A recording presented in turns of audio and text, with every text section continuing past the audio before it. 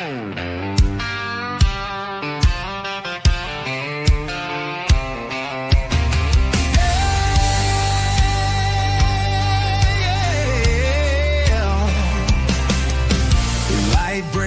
shadow of the weary heart. Truth cuts the dark like a flaming dart. Voices rising strong to lift the call. This is the time we give it all.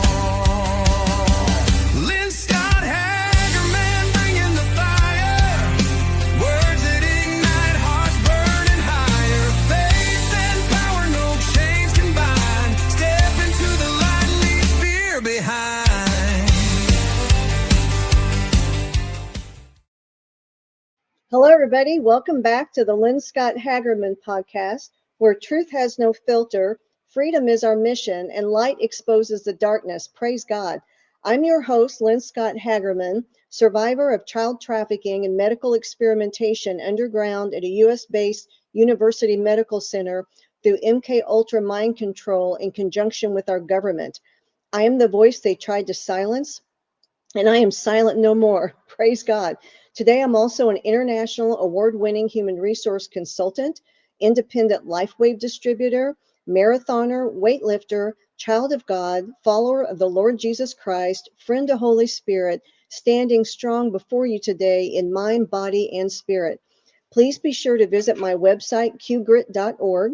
It's a website that's God's plan for the aftercare of the little ones once they're rescued from above ground or below ground trafficking, as well as to help adults with any type of trauma. Also, please go to Live Younger with Lynne, LYNNE.com. That's my LifeWave website, where I have shared before that LifeWave decreased the PTSD and anxiety I had by over 70%, as well as helping with many other issues because the X39 and Cellergize will enhance our stem cells. It is the wearable medbed. So please go there, and if you have any questions, let me know. Now let's get to the truth. Today my guest is Captain William Simpson, an author, retired merchant marine officer, and founder of Wild Horse Fire Brigade. He lives among the free roaming herd of wild horses in the Oregon-California wilderness, where he studies how wild horses naturally prevent wildfires and protect ecosystems. His groundbreaking solution saves horses from slaughter and restores the land. Praise God. Bill, thank you so much, and God bless you for being on the show today. I am so honored. Well, thank you very much. I really appreciate your help. You are very, very welcome. But before we get to the heart of the crisis, could you spend just 2 or 3 minutes telling people about your background? Okay. Well, I grew up pretty much on a ranch, poor. We had cattle and sheep, and I had a horse, and this was in the 60s. And back when we used horses to manage our animals, I was fortunate. The Vietnam War was heating up, but my mom wanted me to go to college, and she's funny. She said, "You can't be a ranch, no money." So she said, "You need to be a dentist."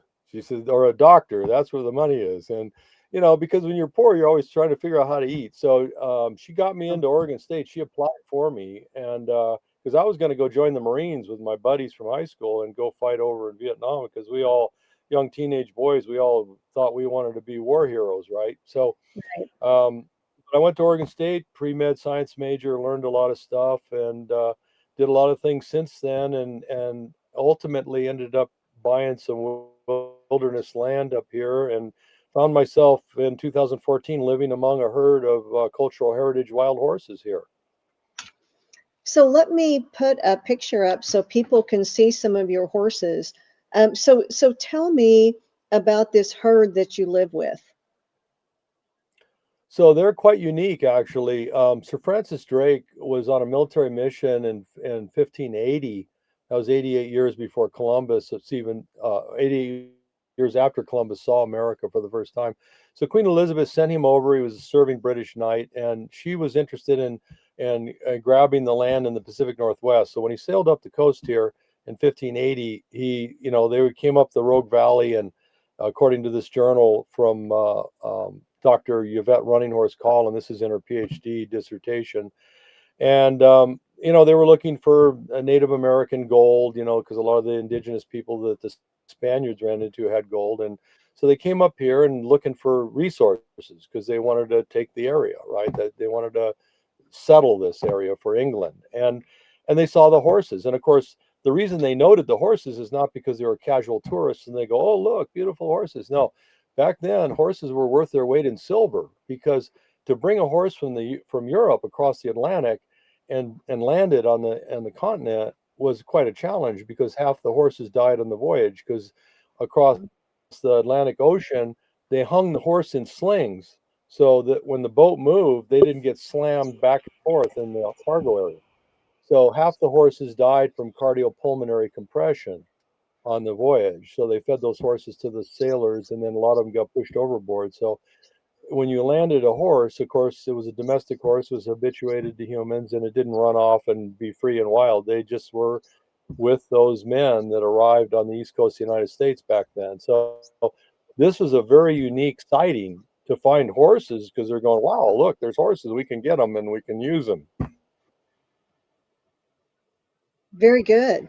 So then, when we fast forward to today, we have been hearing some really horrific stories about the Bureau of Land Management and these roundups. So, what is really happening there? Because you have boots on the ground. I believe, do you own the horses now?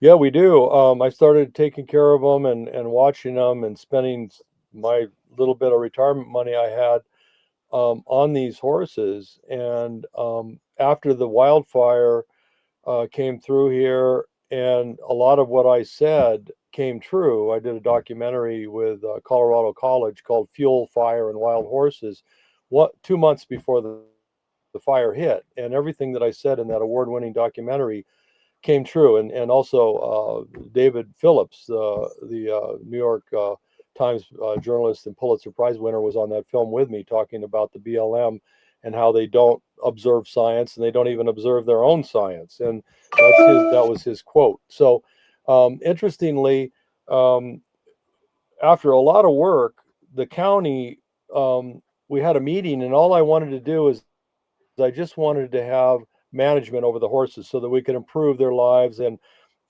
prevent genetic decline that we saw happening in the herd, because people were pilfering the herd.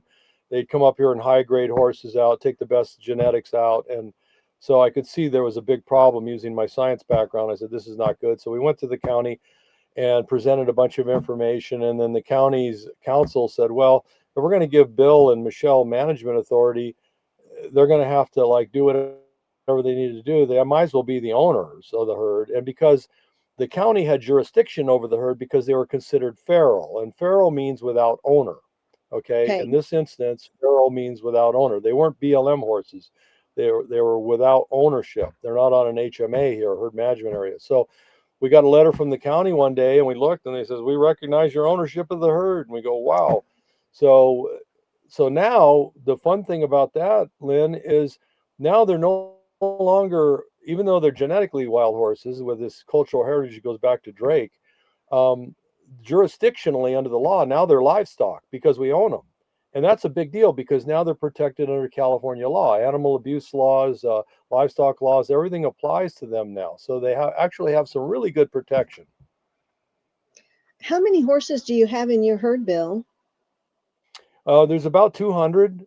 We did a census. We teach wild horse ecology and ethology up here for California State under a fellowship program that we have. And students come up here. It's a wilderness immersion program. I call it the Goodall method, because we study the horses the same way Jane Goodall did in Gombe, Africa. I became embedded with the herd, and just the way Jane did with Dr. Goodall did with the apes and Gombe. Yes. And when you're that close to them, where you're smelling them and you're pulling ticks off, and I I've made discoveries now that nobody's documented before because I'm that close. I'm part of the herd, and most people can't get that close to a wild horse because they've been habituated to torture from humans. When the BLM shows up, they round them up, they break families apart. They're not stupid animals. They're very intelligent. They're sentient beings with a lot of power. So when the BLM engages in this kind of abuse, and it's draconian abuse, they round them up, and then they separate moms and dads and babies from each other. They're screaming for each other because the families are very socially tight. They're just like our families. They love each other dearly. I've seen mares moan, crying for babies. They lose a baby to a mountain lion, they'll cry for a week. I've seen babies lose the mommy, and the babies cry in their sleep. Um, and then after they round them up, they brand them. They all get branded, and then they get sterilized. The stallions are gelded, and the mares are filled with this toxin called PZP or gonacon. Both substances are listed by the EPA as registered pesticides. So they're being used. Those pesticides are used off-label to sterilize horses. And we actually have nonprofit organizations that say they're trying to save horses, buying into all this, calling it contraception. And it's nothing, not even remotely close to contraception that humans use, because what human females use, these estrogen products have been researched, and I mean, like crazy, clinical studies and everything. There's none of that with these compounds being used. So our herd is a very special herd of 200 horses, and we're we're very privileged to be their stewards and to be their friends. I mean, they've befriended Michelle and I. So let me ask about the herd mentality and what and when you say BLM, I know sometimes that'll probably make my audience think Black Lives Matter, and we're not talking Black Lives Matter. We're talking the Bureau of Land Management. And so help me understand. Now, I know you have your herd now of 200 horses. Was it part of that herd that the Bureau of Land Management was rounding up with those helicopters like the picture I just showed? Or are there hundreds or thousands more wild horses that they still have access to that they're torturing like this? So that's a really great question. And it kind of goes into several things there. So the BLM was empowered to manage America's iconic wild horses by President Nixon in 1971. And as of Okay. December 1971, when you read the law that Congress passed, it says that as of this time, wild horses are protected wherever they are found.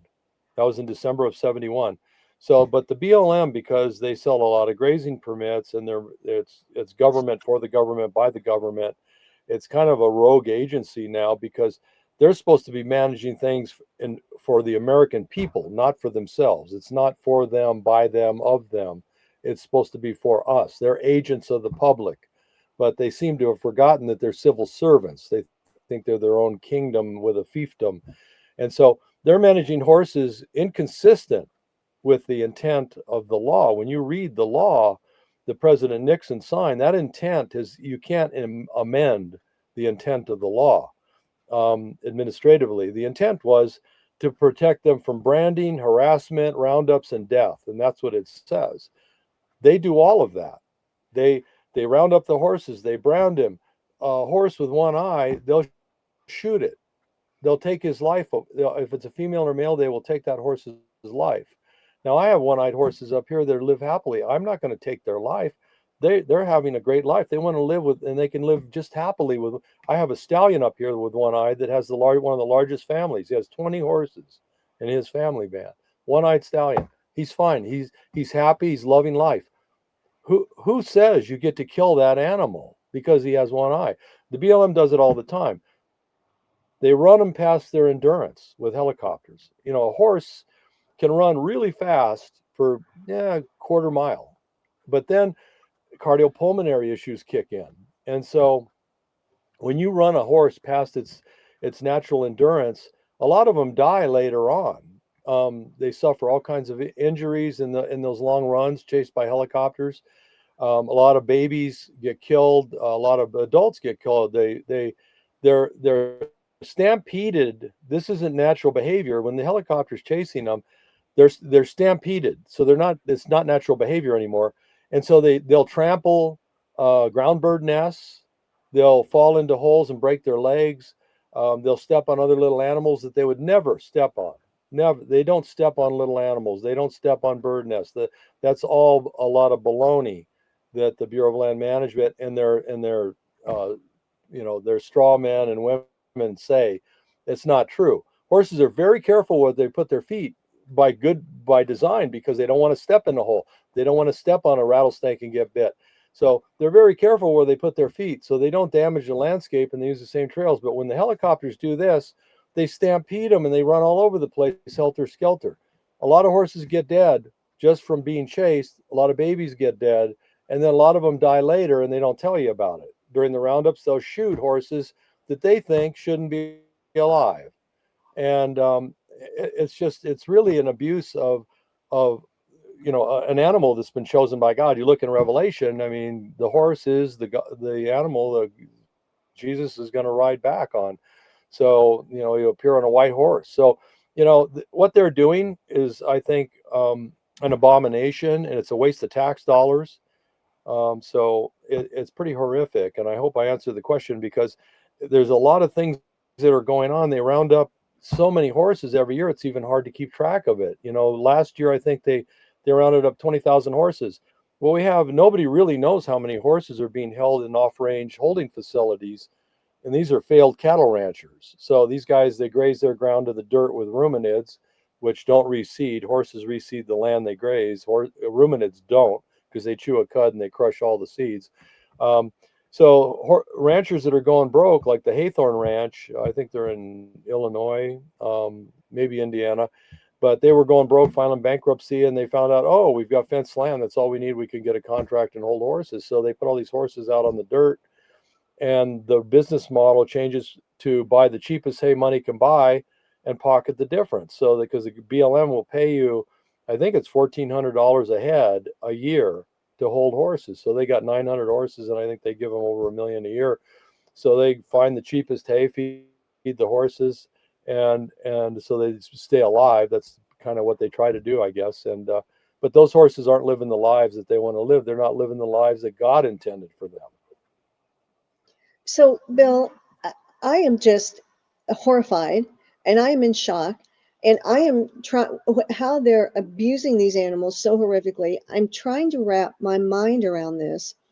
So, the first question that I have is, I showed the picture of the helicopters rounding the horses, and there have to be people, of course, manning those helicopters. I can't begin to imagine who would be hired for a job where they intentionally torture these horses and run them until they watch them die, or, like you said, break legs and die later. I can't begin. Is this Bureau of Land Management personnel at these helicopters? And who do these people think they are with the Bureau of Land Management? It reminds me of the three-letter agencies throughout the United States. You can name any one of them. They have grabbed so much power. Our legislature makes the laws. And all of it, for years, though, the three-letter agencies have become laws unto themselves, doing whatever they want, making their own rules and recommendations. The Supreme Court, I think it was last year with the Chevron Act, said that these three-letter agencies could no longer do that. They have to abide by the law. But it doesn't appear like the Bureau of Land Management is doing that. Well, we need President Trump to hold their feet to the fire on this stuff. And the Chevron deference does say that they don't get to be the big voice in the room anymore. They Right. need to listen to other people, scientists such as myself. And by the way, I was nominated to serve on the National BLM Advisory Board. But at the time, my late wife Laura was dying in the hospital, and I told them that I'm not going to be a poster child for the BLM to say, look, Bill's endorsing us because Bill's the guy living with the wild ones, and people know who I am. They know me very well.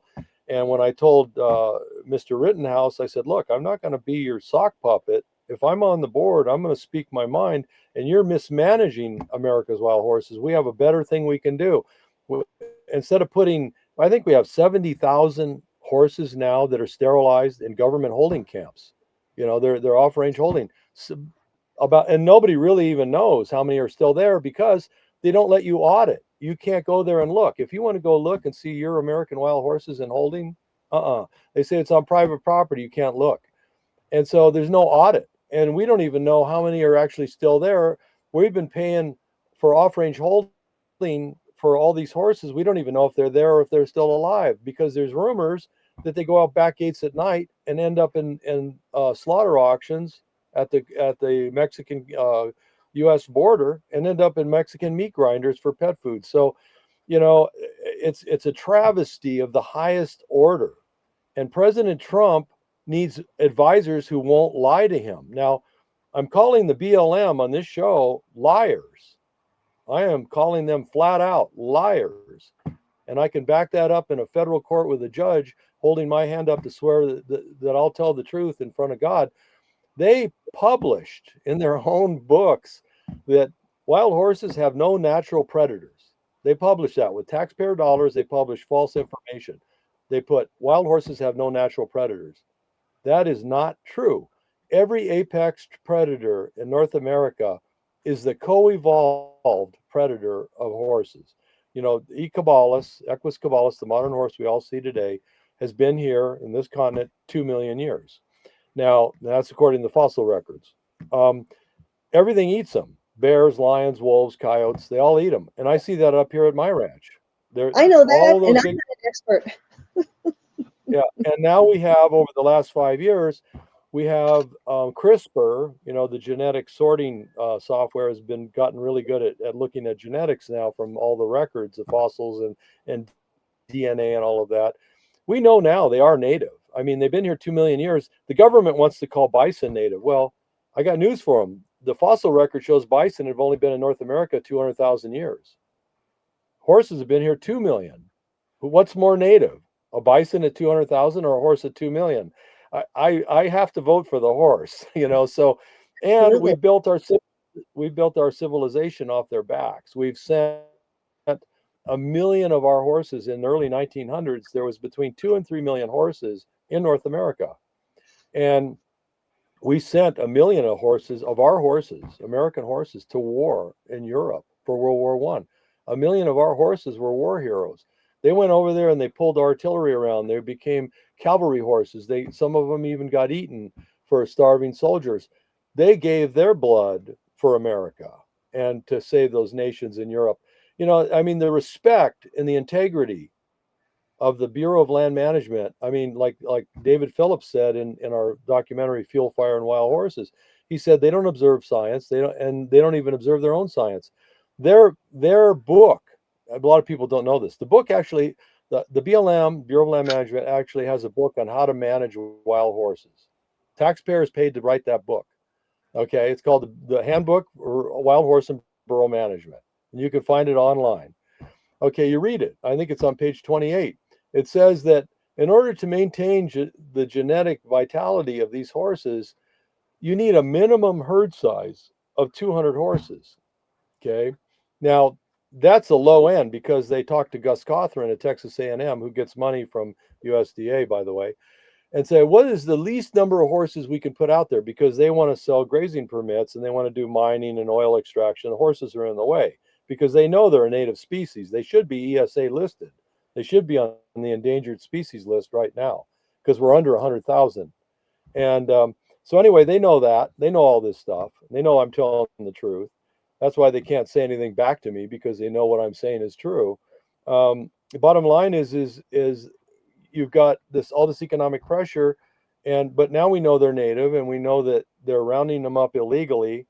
They need to be on the landscape, but if they really need to move them because it's an economic threat for the things that, let's say, President Trump wants to do, he wants to enhance maximization of monetization of public land. Okay, fine.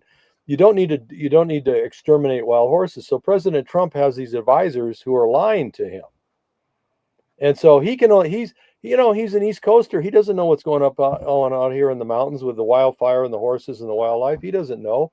He's got advisors that are lying to him, and he needs people that are willing to tell him the truth. And because they don't have a financial stake in the game. See, I'm not out there grazing 10,000 head of cattle or 1,000 head of cattle, and I need to graze my cow and calf pair for $1.40 a month. It's $1.45 a month. You can't feed a gerbil for that. But on public land, the BLM is willing to sell ranchers grazing permits where I think it's $1.45 per cow calf, and a calf can be up to 500 pounds, by the way. It's not a little tiny thing. Some of these calves are pretty big. They're yearlings. $1.45 a month. Now, if you and me or anyone in the audience were in the cow business and we had to graze on other land, if we had to lease a grazing permit from a big pasture, it's about $28 a month per cow calf. So look at the difference: $1.45 if public land and $28 a month on private grazing land. See, so there's a lot of incentive to get rid of the horses, because then under the Federal Land Management Protection Act, they call that FLIPMA, the manager can, if he gets rid of horses, he can put more cattle and sheep out there. So what's happening right now is we've got mismanagement due to misinformation. There are predators out there. The reason they overpopulate in ranching areas, Lynn, is because the ranchers killed all the predators that normally control horse population, because they don't want the apex predators eating their cows and sheep.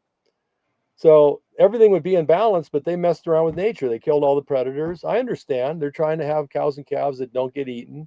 That's how you make money. But when you kill all those predators, you've upset nature's balance. God had this perfect balance out here. There was Amen. enough horses and enough animals. So it's about missing. Now we're on this horrible dark path of misinformation.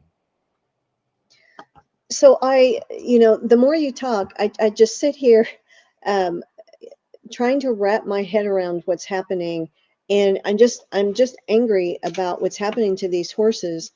And I was sitting there thinking while you were talking, why would the Bureau of Land Management torture these animals? Why would they intentionally murder them? Why are they putting them in corrals with no place to go, and then they're going to the slaughterhouse? And what I'm hearing you say, and correct me if I'm wrong, but they make money by selling these grazing permits, and by killing the horses, they're hoping to get like money from mines and oil. Is that the Well, if is that I'm a land manager, let's say I'm working for the BLM or U.S. Forest and I'm a land manager, I'm bound by the Federal Land Management Protection Act to manage the land according to the available resources. So that's grazing and water and minerals and for multiple uses. That's what it says. Okay. So okay? if I'm getting political pressure on me as a land manager for, let's say I'm managing 500,000 acres for the government, I'm getting pressure from my boss. Hey, Bill, we got more grazing. We need more grazing. You need more grazing. And then I look out there and I've got a herd of 500 horses. And I know that those 500 horses that, they're going to need, about, what is it? 3,000 tons of grass and brush really to eat, that the cows and sheep could eat. So I can make more grazing because you have a finite amount of grazing and water, and you have to balance the uses. So if I want to have more herbivores, I got to get rid of some herbivores, right? So I got to, because there's only so much pie. So if I can't have 5 quarters. There's only 4 quarters in the pie. So if I want somebody else to have a piece, I got to pull a piece out and give that to them. So the horses are going away because then they can sell more grazing permits, and then they're not in the way of the mining and the extraction industries, because the extraction industries are also watching all this, and they know that if we have an endangered species, the American wild horse, which it really should be listed right now on the land, that raises the bar for what they've got to do to go out there and do any kind of extraction, right? The other thing I should point out and is that there's a lot of money funneling these horses into the dark trade, where they end up over the border in the Mexican meat grinders. And back when Obama was president, he appointed Ken Salazar to be the head of the Department of Interior. So he's just above the BLM. As the head of the Department of Interior, he's the boss over the Bureau of Land Management. Well, Ken ended up in a big scandal with his neighbor, Tom Davis, because when Ken Salazar was in charge of the DOI, his neighbor got 1,800 American wild horses and took them in, and they went to slaughter, and they got all the money. And Oh, then neither one of those guys got in trouble. They're not in jail. They didn't get fined. In fact, Ken Salazar stepped down because of the scandal. And at that time, Clinton was trying to run for president. So he became the head of the transition team after being involved in that scandal. And then when Clinton didn't get elected, he became the ambassador to Mexico. He just retired this last May, and he went back to his law firm. So, and then Tom Davis is still running around buying and selling horses. I mean, so that's what's going on here. The corruption, it's terrible. It is really terrible. And so I'm stepping in and with Wild Horse Fire Brigade and our plan. It's called the Natural Wildfire Abatement and Forest Protection Plan, which we call Wild Horse Fire Brigade because it involves the horses. Our plan is simple. Look, if the horses are an economic conflict out there on these public lands, let's just remove them and as families carefully. We bait trap them. We don't chase them with helicopters. We bait trap them, and then we remove them and we put them in areas where there is no grazing or oil and mineral extraction. We have millions of acres that are burning every year, where you can't put livestock because there's apex predators all over the place: lions, bears, wolves, coyotes. Put them there with their natural predators, and then they'll be back in balance the way God intended. They won't overpopulate because we know from science that those predators control population. And right. and they reduce the fire fuel. And when you reduce fire fuel, you reduce fire. It's a real simple thing to understand. Reduce the fuel, you reduce fire. So when when I was on the fire line for 9 days during the Klamathon fire of 2018, and 2 months before that big fire happened, it was 38,000 acres, destroyed the town of Hornbrook. I did a documentary with Colorado College called Fuel, Fire, and Wild Horses, and David Phillips was in that documentary with me, and we're talking about exactly what ended up happening during the fire. I was interviewed in a big area where the horses grazed out the fuel, creating a fire break. And they interviewed me there with the horses in the background. And I said, these fire breaks will help stop the fire from reaching our pristine forest up here. And lo and behold, and 2 months later, here comes this big fire. I was on the fire line 9 days as a volunteer. I got some lung damage from it. And I took this picture. Wild horses are not afraid of wildfire because guess what? They evolved with it. They've been here 2 million years. They've seen volcanoes erupting lava. They've seen, their ancestors have seen it all. It's hardwired in their genetics, just like a sheepdog. I get a sheepdog. My dog knows I haven't trained him, but he knows right out of the box how to herd cattle and sheep because it's hardwired in their genetics. Well, these guys have seen everything. So they just casually grazed as the fire was approaching. No big deal. They're not worried about it. Not like a domestic horse. Domestic horses panic when they see fire. And because they've been in, the cozy little barn in a corral and they get taken care of and they don't run from predators. These guys are running from predators all night long. So they never get a break. Being a wild horse is hard duty. But they grazed in this big fire break and we brought the equipment into that break and we used it as a defensible space. And it was a large defensible space. I'm not talking about 20 feet from your house. I'm talking about 5,000 acres.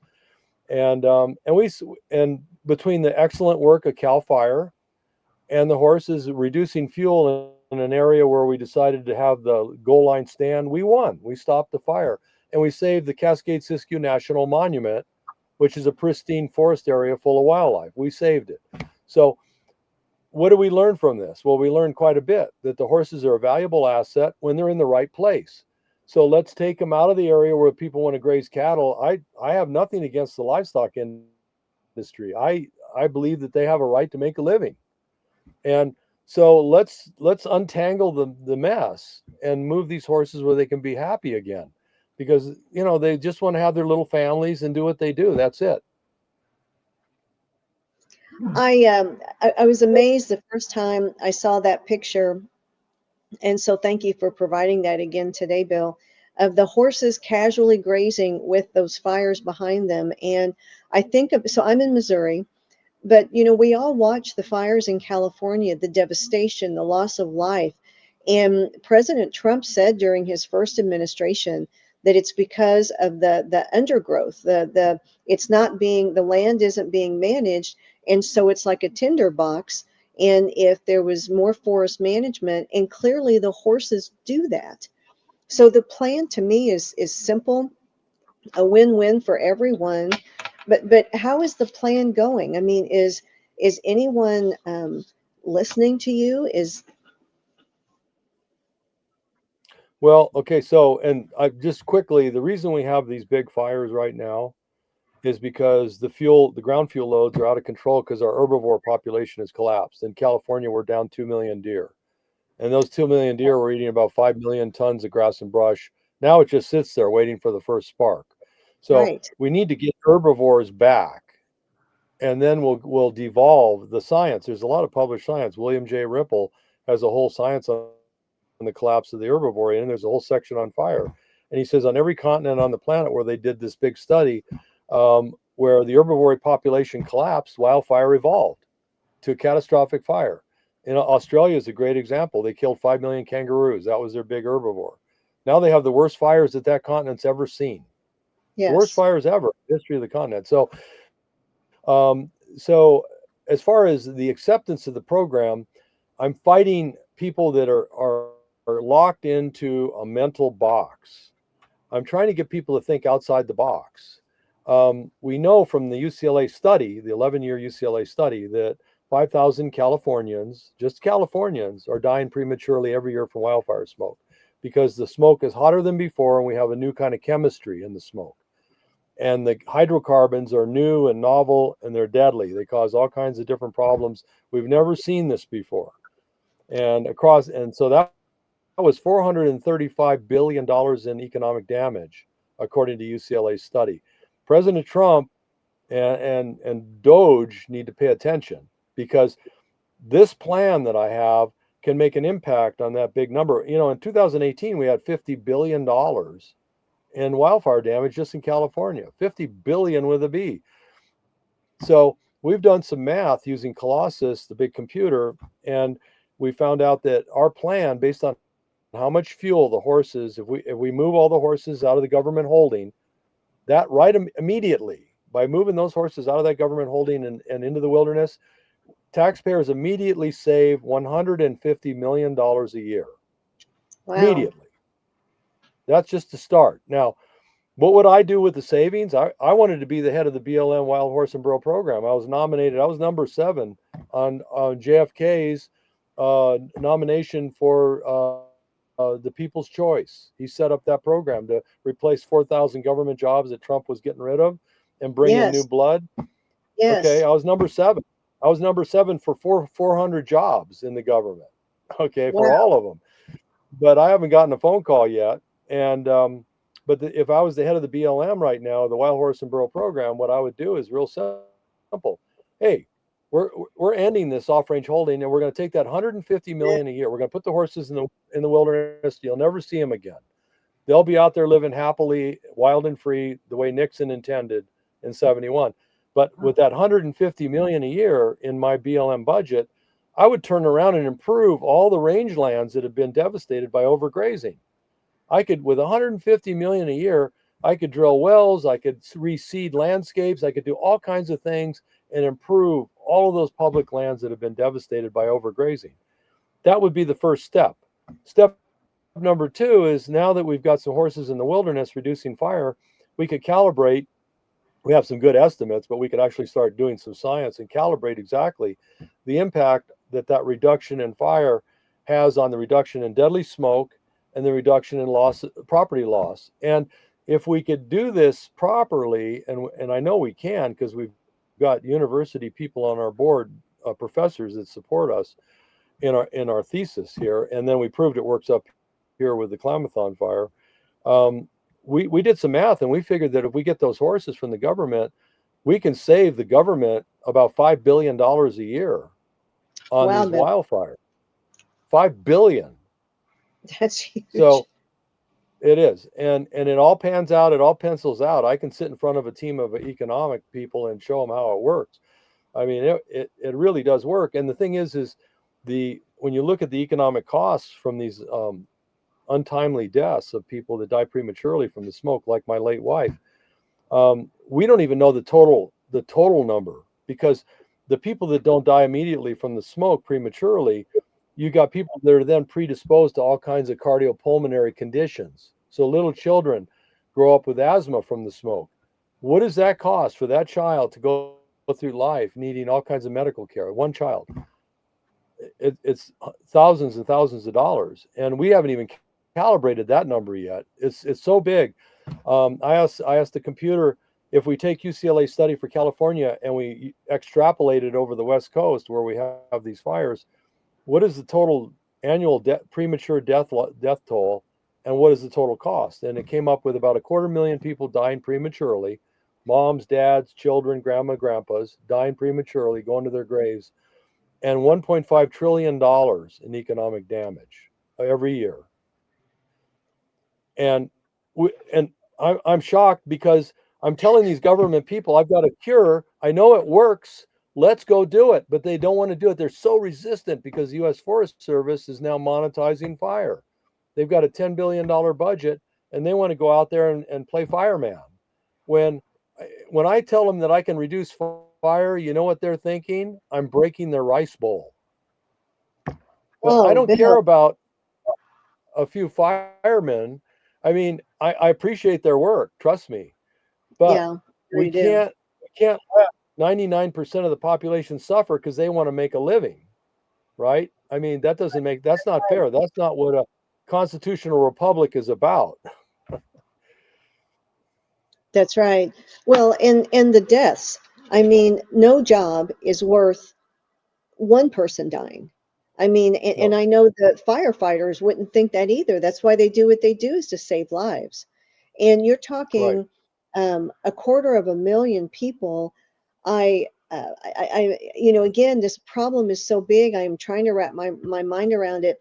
I know that those within the sound of my voice, we have a lot of faith-based people who listen, praise God, to the Patriots Prayer Network. I am appealing to the prayer warriors in the audience, and please repost this and share with the prayer warriors, because I am believing and I am speaking and declaring that this message will, and I have Holy Spirit goosebumps head to toe, very significant right now, Bill.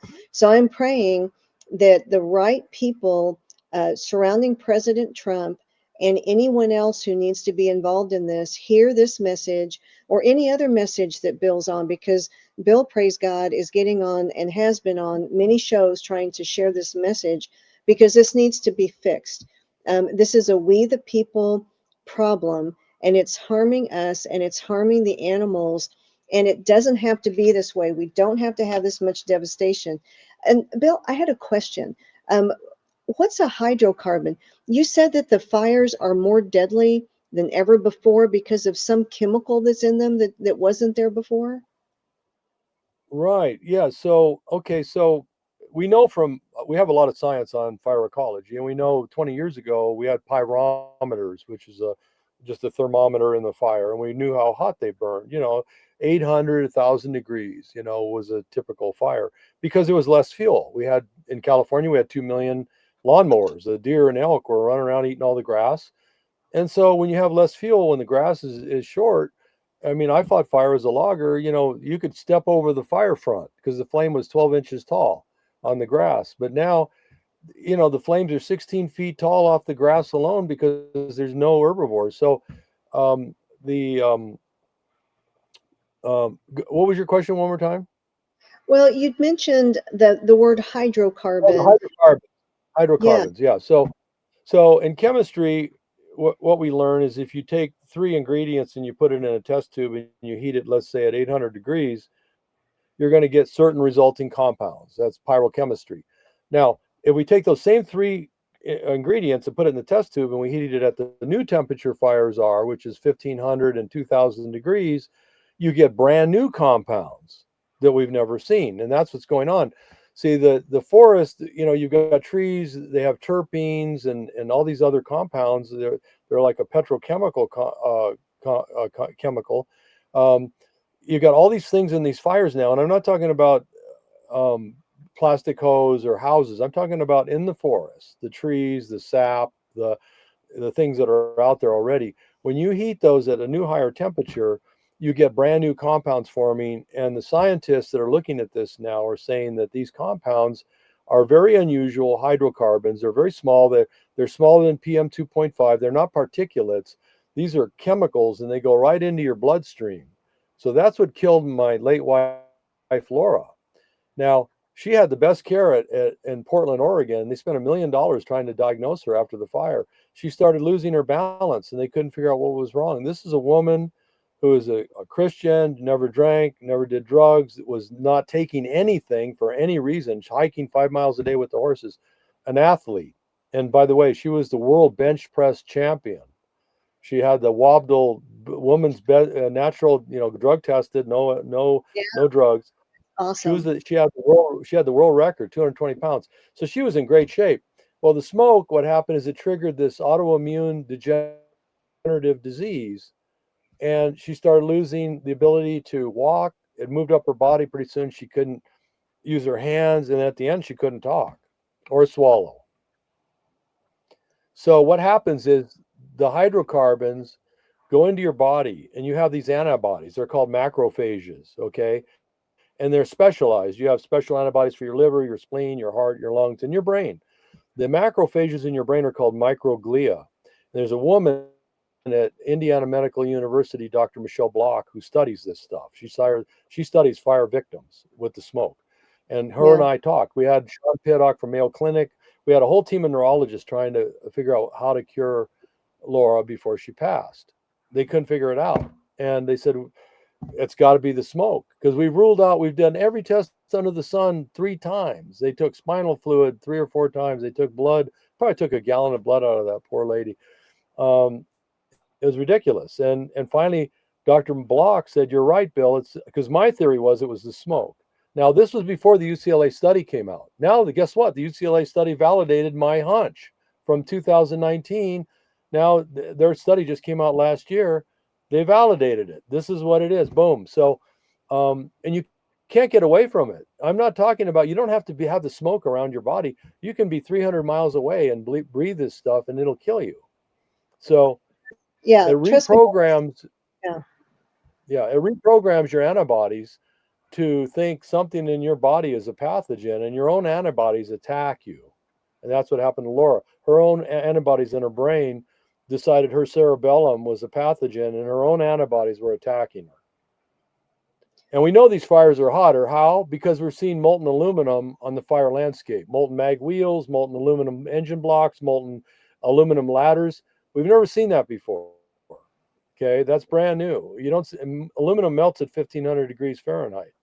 So, and you don't need a forest to have a deadly fire either. So grass and brush. Look at the Paradise Fire, killed 80 yes, people. Grass and brush fire. yes. Whenever you talk about the damage from the air, so I live in Missouri, and when the fires happen in California, so I have 44 times the acuity of the visual acuity, the auditory acuity, and even the sense of smell than other people. And whenever the fires are in California, actually anywhere, but especially California, and the wind blows into Missouri, I'm a marathoner. So I'm outside a lot, and I'm inhaling mass quantities of air deeply. And those fires, I could taste and I could feel chemicals, unknown chemicals in the air. And you couldn't see smoke or anything, but I knew when the wildfire, when the wind was blowing it across the United States, that was in my air. And what I want to share with people too, everybody knows, and I've shared before the shows how I'm a LifeWave distributor. If anyone's having problems with this, and I helped a lot of people in the Palisades fire too, if you take the glutathione patch and put it right here, and take the energy patches and put it on your lung point 1. That's a meridian. That's an acupuncture point.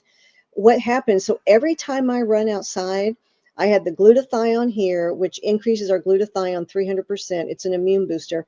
And the energy patches here, which takes whatever I'm inhaling and pushes that out of my body, because glutathione is also a detox. And I've been able to protect myself from the effects of that. So I'm going to take my quick 1.5 minute to play you guys the LifeWave information, and we'll be right back. A life empowered is closer than you think. We're all looking for a better way. Reimagine what's next with a new sense of exuberance. Why not power on like you mean it? Or power off blissfully. A better sleep is a better awake. You've never moved like this before.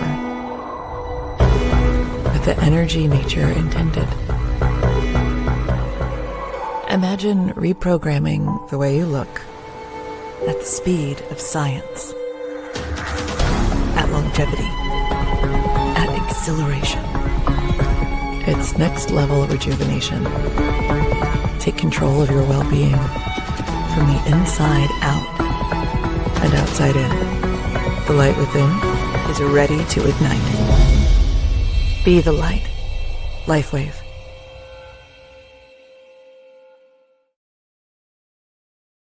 Please go to liveyoungerwithlynne.com. It is the wearable med bed. So, Bill, what did you think about those horses in that video? Oh, I thought that's great. And horses, I'm studying biofield energy along with Michelle. God Really? sent, yeah. Michelle sent, it came into my life a year after Lori passed. And Yeah. she's a nurse practitioner and she believes in naturopathic things. So we're studying the biofield energy fields that HeartMath and other people in Europe are studying now, because everybody's Yes. going, well, hold it. Why are people able to cure PTSD with a horse? What's Yes. happening? Is it because is he fuzzy? Is it, what is it? Well, they're finding out that the horse, all living beings project electromagnetic energy, and that's just a Yes. fact. When you go to the hospital, if you're unconscious, you're in a car wreck, what do? They put wires on your brain and on your heart. What are they doing? They're measuring electricity. That's And right. we know from physics when electrons move through space, they make a magnetic field, and these Yes. magnetic fields project out from our bodies.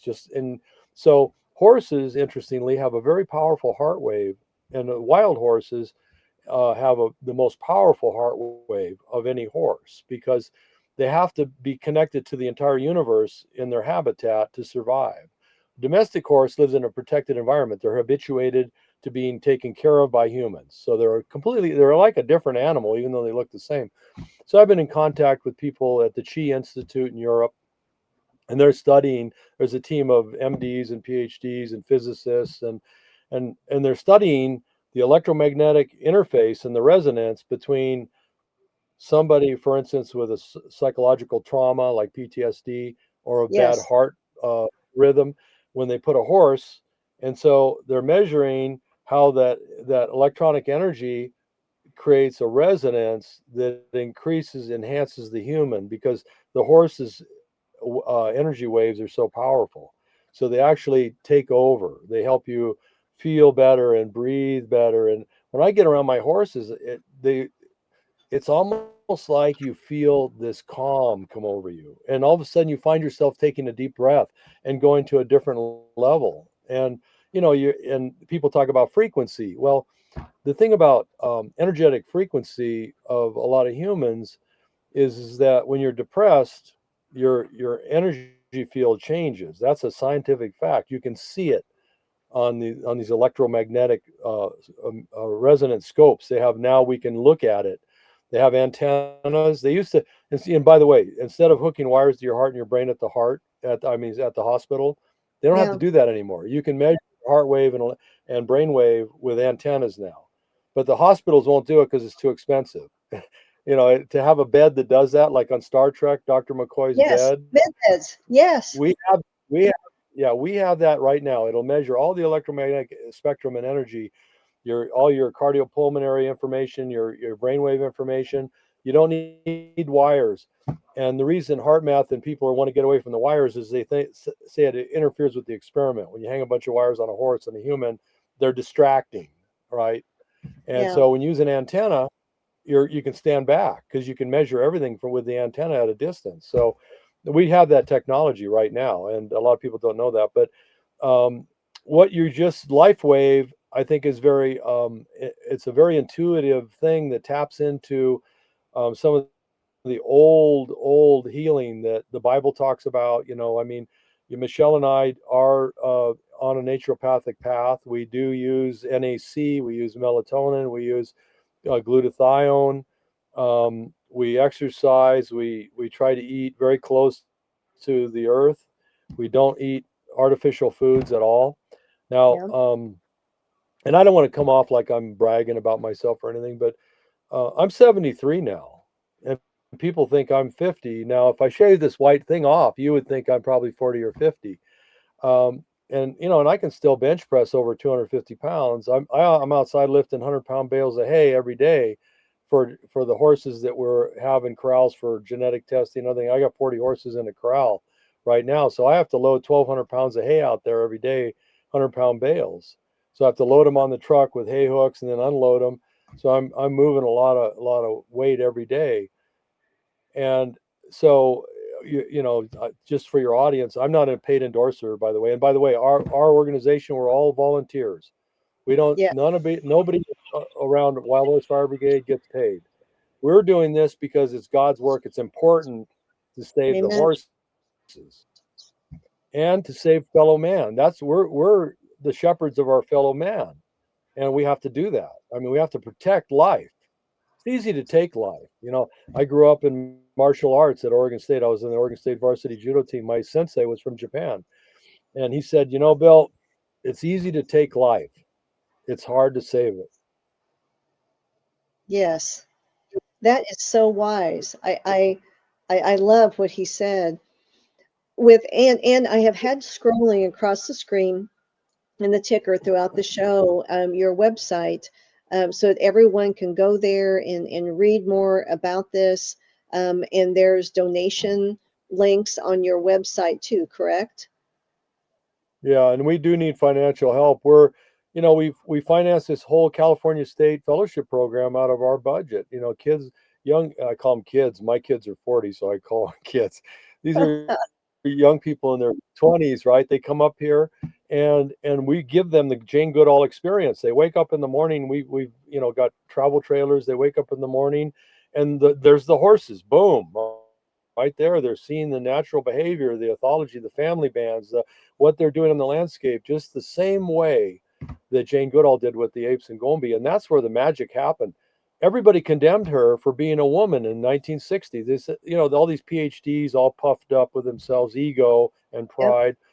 Oh, she's just a woman. She doesn't have a college degree. She doesn't know what she's seen. We've already been there. There's nothing new.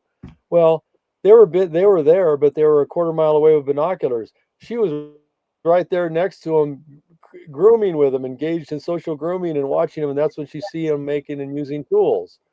And that's what we're doing. We're duplicating what Jane did, and in honor of her, we call it the Goodall method. So, but we do need financial help. We've got all these programs we're trying to fund to build awareness of the value of these horses. They have tremendous value, and they're almost gone. We only have about, realistically, the BLM puts out numbers which I think are fudged, but we only have probably about 50,000 wild horses left that are on the open range, wild and free, like Nixon intended.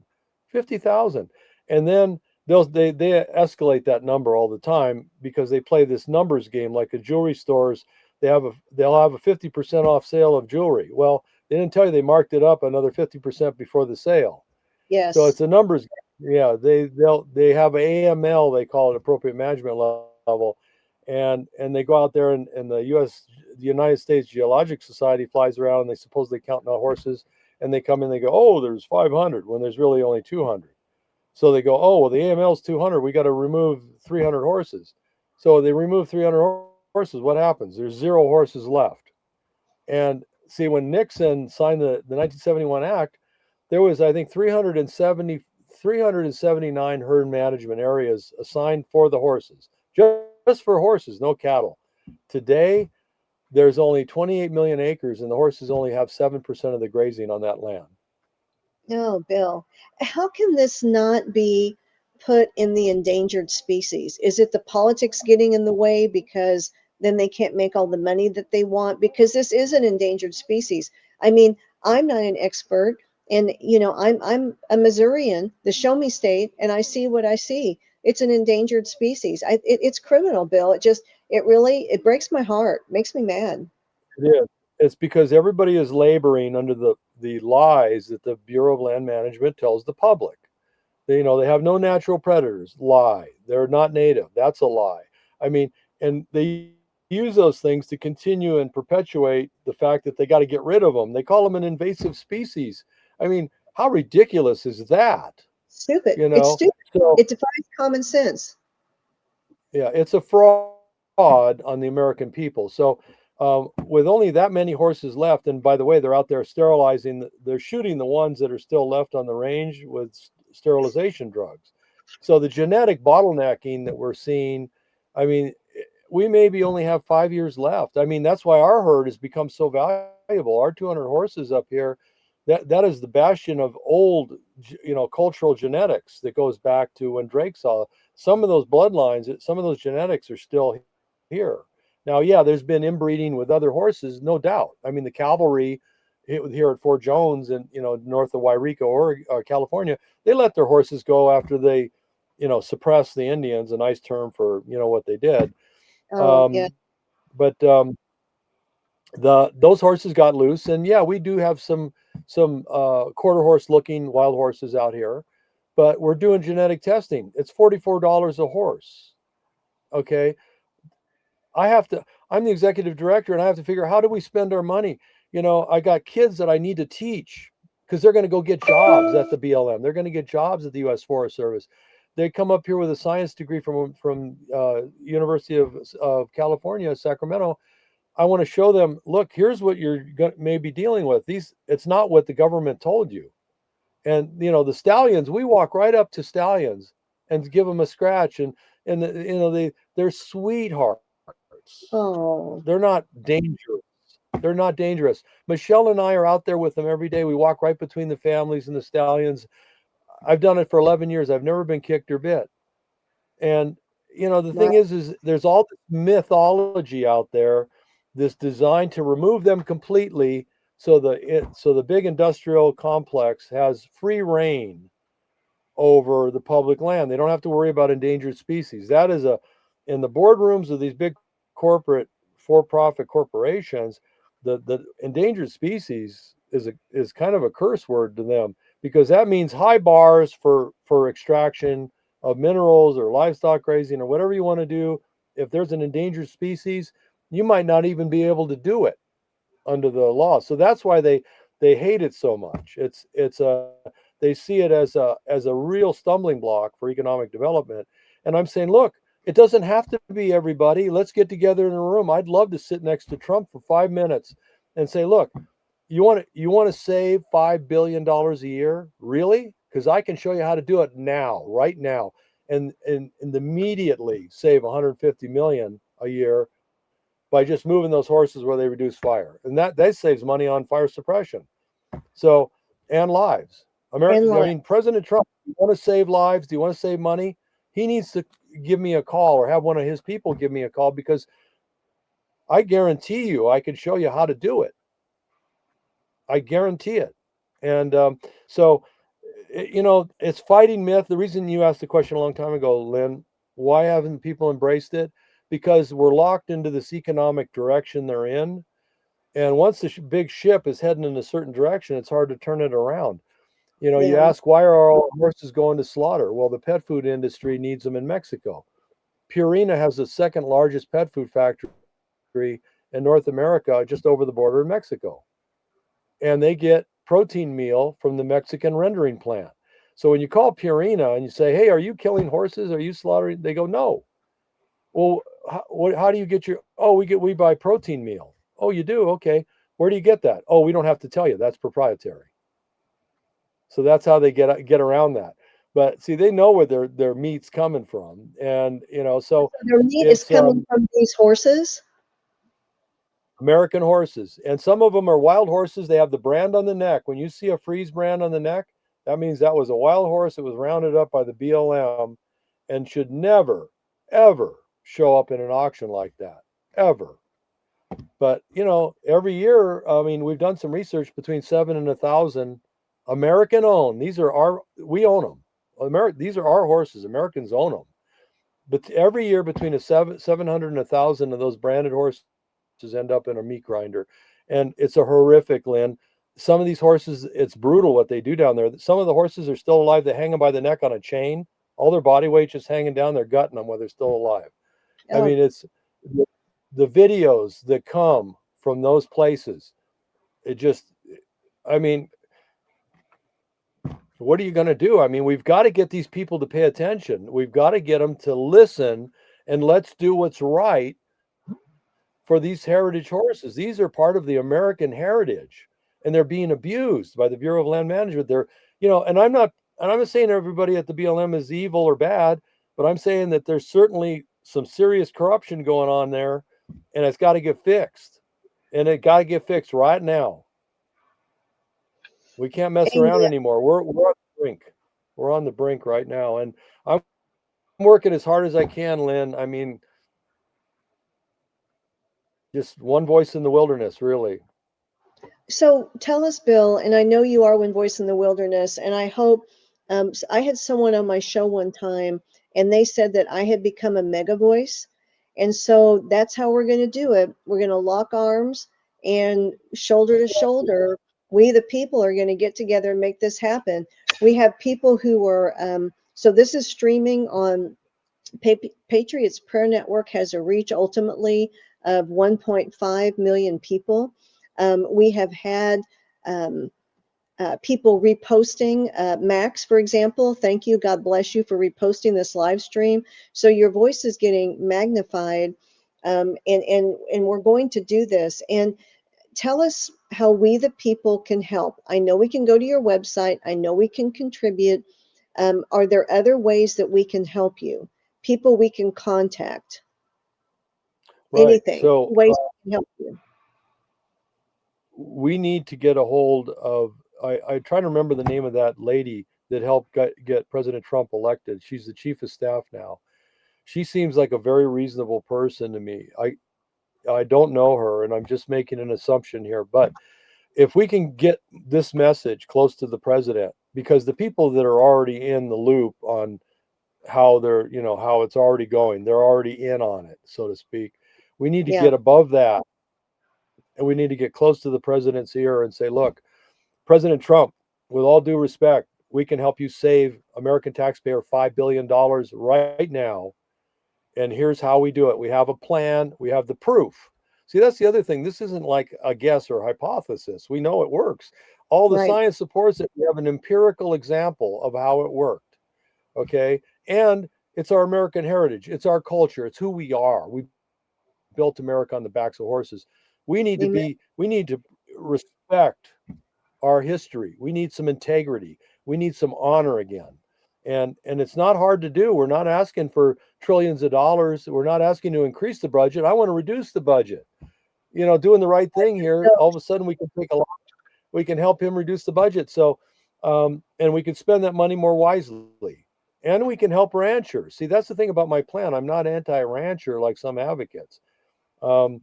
We take the horses off the land right away. You have more grazing. I got $150 million a year extra because I got rid of the silly off-range holding, and now I can spend that improving our grazing lands, and so Americans can have cheaper beef, and we can be competitive with Brazil again. There's so many good things that can come from this plan, Wild Horse Fire Brigade. The list is long, and it's all profitable for taxpayers. Everybody wins on this. This isn't a win-lose deal. This is a win-win deal. The forest industry, the lumberjacks, the lumber industry wins. How do you make money if you're burning your forest to the dirt? If you're in the wood business, you're not. You're losing your butt. So bottom line, horses are forest guardians. I have videos and pictures of the horse up in the forest reducing the fuel under the trees. And because they're big animals and scratchy and they use the trees for shelter, they break off all the low limbs. Those are called fire ladders. So if you have 14-inch grass under a tree that's on fire, and then it gets to those dry limbs, the whole tree turns into a matchstick in the fire. During the Klamathon fire up here, the fire burned right under the trees because the horses used them for shelter. Didn't touch them. Wow. Wow. That's amazing. That's amazing. So then with the contacts that you need, people, there's a contact page on your website that anyone can reach out to you and connect with you directly, because I know that there are people who have contacts that watch my show and that share this with others. And so they just simply reach out to you through your website, correct? Correct. They can do that.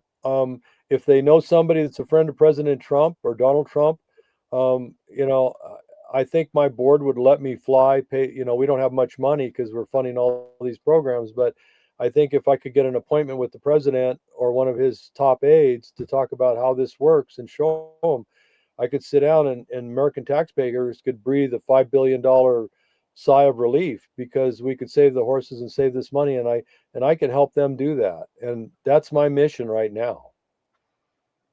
Well, and thank you for being on your mission, Bill, because there may be others out there like you, and I pray to God that there are, but we know that you're in the fight, and we know that you're in the fight to protect the horses, to protect the United States of America, to protect we the people.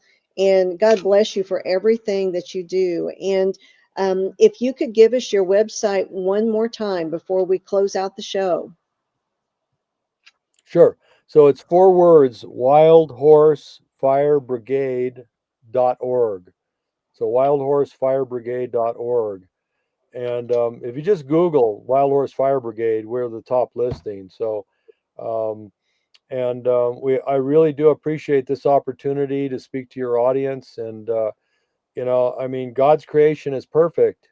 We just meddled with it a little too much now. And so there's a penalty for that. And these big fires now, that's that penalty. But the good news is it's totally reversible. Okay. That's the good news here.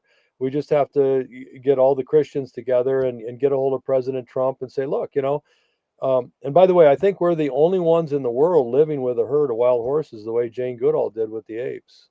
So we're the only ones that actually own a free roaming herd of wild horses that are living naturally in the United States.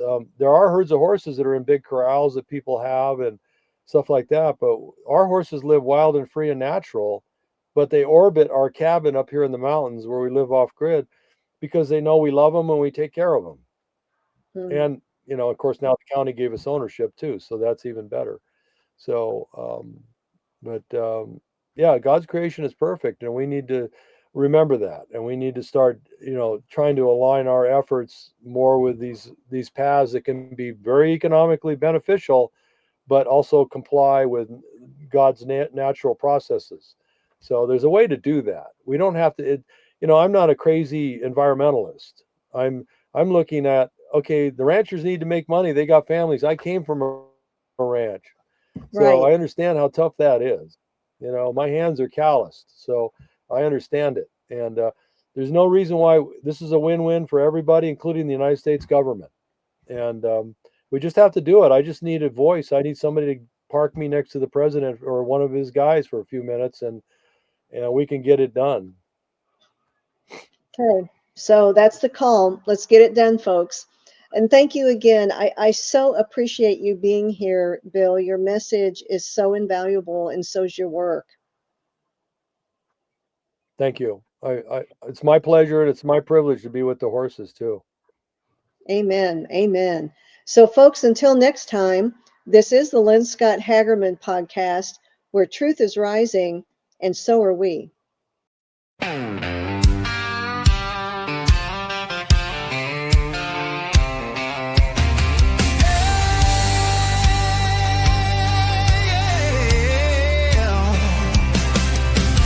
Light breaks the shadow of the weary heart. Truth cuts the dark like a flaming dart.